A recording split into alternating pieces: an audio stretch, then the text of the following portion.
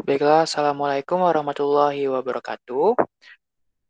Pada kesempatan kali ini, kami akan mempresentasikan mengenai spektroskopi serapan atom atau SSA dengan dosen pengampu Bapak Hadi Kurniawan MSc APT dengan NIP 19890419201903110. Nah, kami dari kelompok 2 dengan yang beranggotakan yang pertama ada Amanda Rosidatul Mufida, Regita Rianda Shalsabila, Fani Vanisha, Sabina Heriani, Putri Ananda, dan saya sendiri Ardi Kurniawan, Caroline Angelia Murniati, Desta Arlia Syafitri, Nurul Irwani Putri, Gloria Septia Purba, Eldi Kurniawan, dan Risa Nuraini. Nah, yang pertama pengertian SSA. Pengertian spektrofotometri serapan atom. Spektroskopi serapan atom adalah suatu istilah yang digunakan jika radiasi diserap oleh atom-atom yang diukur. Cahaya dengan panjang gelombang yang tepat atau energi diserap oleh elektron tingkat dasar, sehingga berubah menjadi tereksitasi. Intensitas cahaya berkurang setelah melewati analit. Jumlah cahaya yang berkurang proporsional dengan jumlah atom yang menyerapnya yang analog dengan hukum Lambert-Beer, yang dinyatakan sebagai rumus berikut. A sama dengan log I 0 per I sama dengan KV I log E. Selanjutnya akan dilanjutkan oleh rekan saya. Nah, kemudian yang kedua, apa saja sih prinsip SSA? Prinsip metode spektrofotometri serapan atom berdasarkan pada proses penyerapan energi oleh atom-atom yang berada pada tingkat tenaga dasar atau ground state.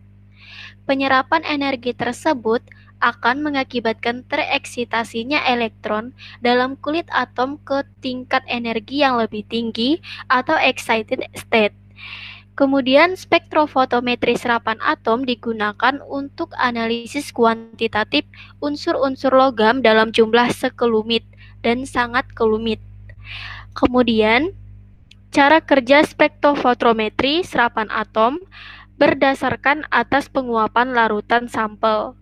Kemudian logam yang terkandung di dalamnya diubah menjadi atom bebas. Atom tersebut mengabsorpsi radiasi dari sumber cahaya yang dipancarkan dari lampu katoda, yang mengandung unsur yang akan ditentukan. Banyaknya penyerapan radiasi kemudian diukur pada panjang gelombang tertentu, yang akan memberikan penyerapan pada panjang gelombang maksimum. Nah, kemudian komponen yang terdapat pada SSA. Terdapat dua komponen, yang pertama yaitu sumber radiasi. Sumber sinar berfungsi memberikan radiasi sinar pada atom-atom netral hingga terjadi absorpsi yang diikuti peristiwa eksitasi atom. Kemudian yang kedua, unit atomisasi atau atomizer nyala. Atomizer bertujuan untuk mendapatkan atom-atom netral. Atomisasi dapat dilakukan dengan metode nyala maupun tanpa nyala api. Nah, kemudian unit atomisasi ini terdapat 3 bagian. Yang pertama, metode atomisasi nyala.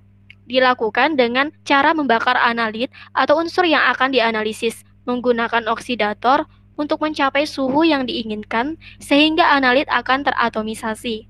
Kemudian yang kedua, metode tanpa nyala, memakai tungku grafit. Prosesnya dimulai dengan memanaskan tungku grafit dengan listrik electrical thermal.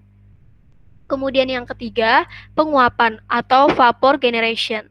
Metode ini digunakan untuk menetapkan raksa hidrogium. Kemudian selanjutnya akan disampaikan oleh rekan saya. Selanjutnya, komponen instrumen SSA.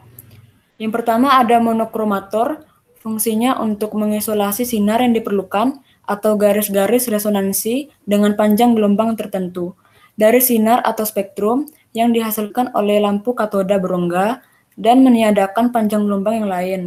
Berikutnya, sistem optik, fungsinya untuk memfokuskan sinar dari sumber sinar, mengarahkannya kepada sampel, dan kemudian meneruskannya ke monokromator. ke monokromator, dan sampai ke detektor. Berikutnya detektor. Fungsinya adalah menentukan intensitas radiasi foton dari garis resonansi yang keluar dari monokromator dan mengubahnya menjadi arus listrik. Terakhir, amplifier berfungsi sebagai penguat sinyal listrik yang dihasilkan oleh detektor. Berikutnya ada metode penelitian. Nah, alat-alat yang digunakan pada praktikum ini yaitu spektrofotometri serapan atom GBC 932AA dengan uap dingin tipe GBC HG 300, lemari asam, timbangan analitik, hot plate, labu ukur, beker glass, tabung reaksi, corong kaca, pipet volume, batang pengaduk, dan kertas saring Whatman 42. Selanjutnya, bahan-bahan yang digunakan yaitu 5 sampel krim pemutih wajah yang dibeli di pasaran, larutan Hg murni, HNO3 69%, HCl 36%, kalium iodida, NaOH, Aquades, dan Aquabides. Berikutnya, cara kerja. Cara kerja yang pertama yaitu pembuatan larutan aqua regia. Yang kedua, preparasi sampel dengan dektrusi basah. Yang ketiga, analisa kualitatif dengan kalium iodida 0,5N dan NOH 2N. Yang keempat, pembuatan larutan baku merkuri. Yang kelima, pembuatan kurva kalibrasi. Dan yang keenam, penentuan kadar merkuri dalam sampel. Selanjutnya akan dilanjutkan dengan rekan kami. Baik, terima kasih. Yang pertama yaitu pembuatan larutan aqua regia.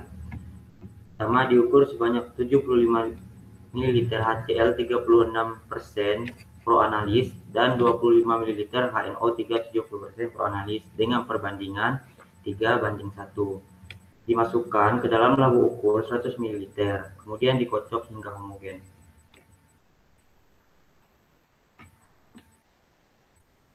Selanjutnya pada tahap kedua yaitu preparasi sampel dengan dektrusi basah. Timbang 0,5 gram sampel plus 20 ml aqua regia dalam beker gelas 100 ml yang ditutup dengan kaca arloji pada lemari asam. Kemudian dipanaskan di atas hot plate pada suhu 100 derajat Celcius selama 3 jam hingga proses destruksi berakhir hingga terbentuk larutan jernih. Dinginkan selama beberapa menit dan saring dengan kertas Whatman 42 dalam labu ukur 250 ml. Cukupkan dengan Aquabides hingga 250 ml. Dinginkan dan pindahkan ke dalam botol kaca.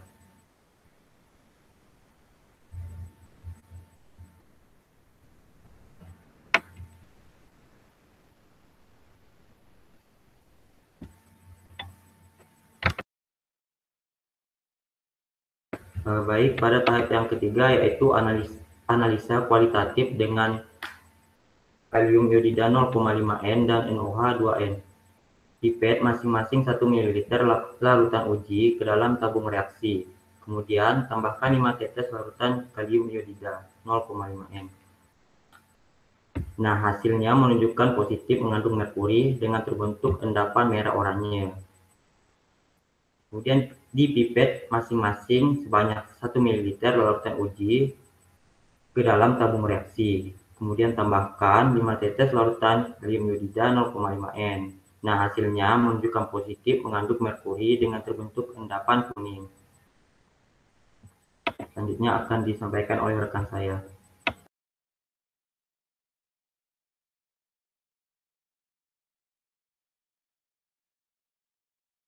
Baik, terima kasih. Saya akan melanjutkan.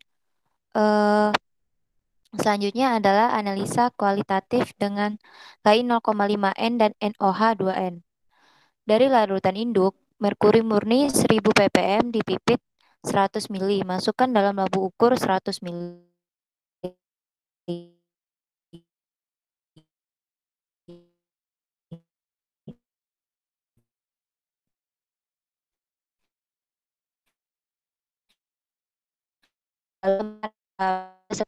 Tambahkan Aquabides hingga 100 ml. Kocok sampai homogen dan diperoleh konsentrasi 500 ppb ppb.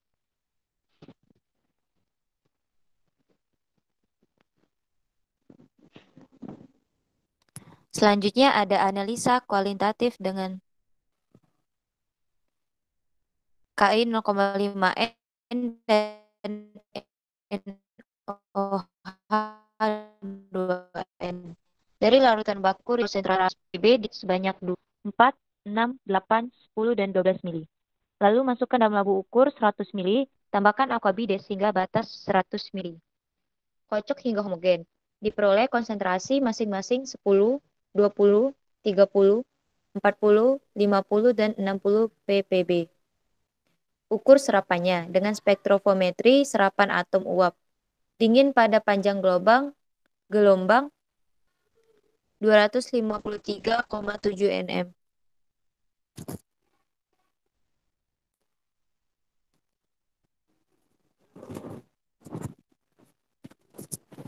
Selanjutnya ada pembuatan larutan aqua regia.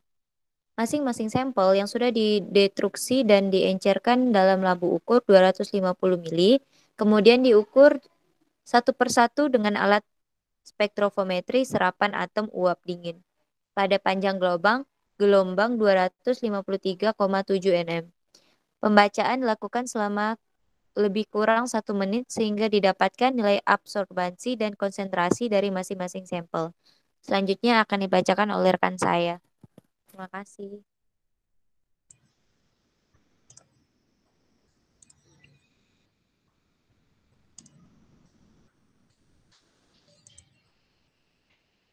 Baiklah, selanjutnya hasil dari penelitian dari kelompok kami yaitu dari kelompok kami sampel yang digunakan yaitu dibeli sebanyak 5 macam merek krim pemutih wajah yang berbeda-beda.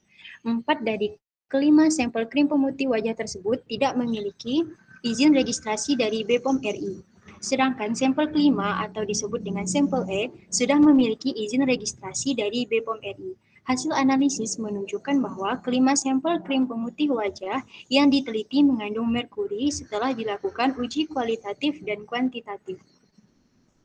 Hasil penelitian menunjukkan bahwa dari kelima sampel yang diuji mengandung merkuri dengan rata-rata kadar sampel A 0,00087 ppm dan kadar sampel B 0,00075 ppm dan kadar sampel C 0,00066 ppm dan kadar sampel D 1,66794 ppm dan kadar sampel E 0,00189 ppm.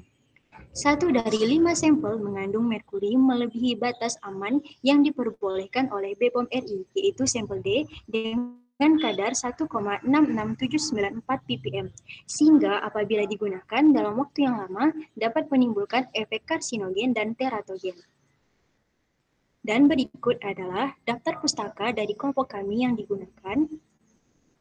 Dan sekian dari kelompok kami, mohon maaf apabila terjadi kesalahan dan terdapat kekurangan. Terima kasih. Wabillahi taufik wal hidayah. Wassalamualaikum warahmatullahi wabarakatuh.